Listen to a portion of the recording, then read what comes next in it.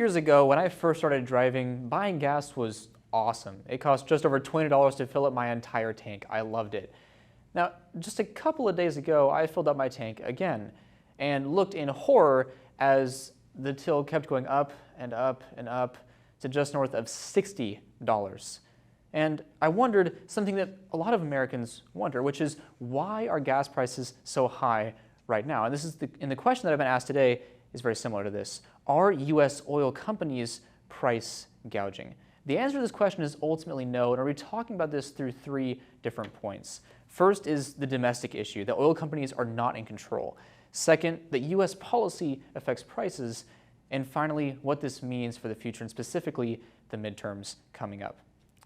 First of all, we have to discover why are we even being asked about price gouging in the first place. Everybody's wondering why are gas prices so high, but why has price gouging come into the picture?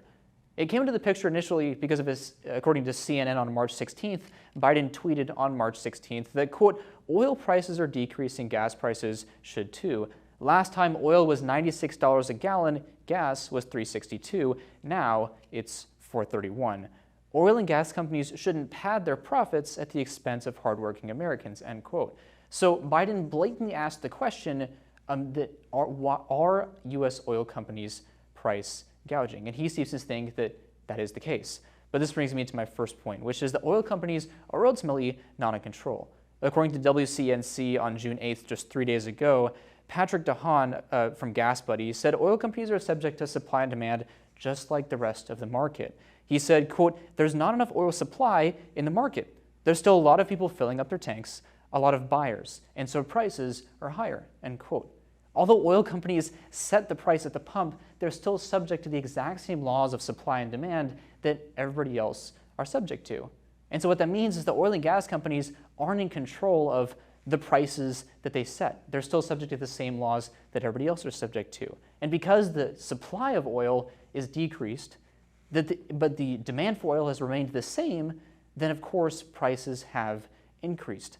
But this isn't the only reason that prices are high. This brings me to my second point, which is that U.S. policy affects prices.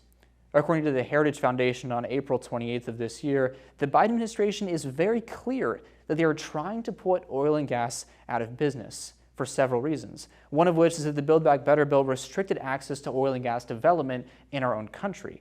According to Bloomberg on March 7th, for example, the Biden administration halted the Keystone XL pipeline project in 2021. According to the New York Times, just 3 days ago, Biden suspended ANWR drilling in the remote part of Alaska, the largest concentration of oil on our domestic soil, also in 2021.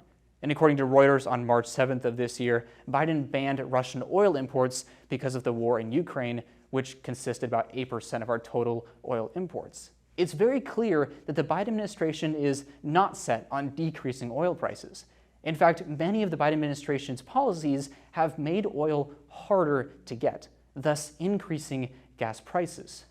So this brings me to my third and final point, which is what does any of this actually mean for U.S. consumers and for the future? The answer to the question, are U.S. oil companies price gouging, is no, for a couple of reasons. The first is that it's not their responsibility. They're subject to the laws of supply and demand just like everybody else, and because the supply is dropped because of U.S. policy, then prices have increased. But furthermore, the midterms are coming up. This is why price gouging is becoming an issue. According to Reuters on November 17th of last year, rising gas prices spell trouble regardless of the time. We can just look at France's Yellow Vest protests over planned gas prices increase last fall to see the reality of that. When France had a planned gas price increase, they had widespread protests in the street called the Yellow Vest protests. According to a Gallup poll performed just this year, almost 80% of Americans are deeply involved and deeply concerned about gas prices going into the midterm elections. Just like me going to the pump and filling up my tank and watching in horror as gas prices have gone up and up and up, every other American is feeling the exact same pain at the pump.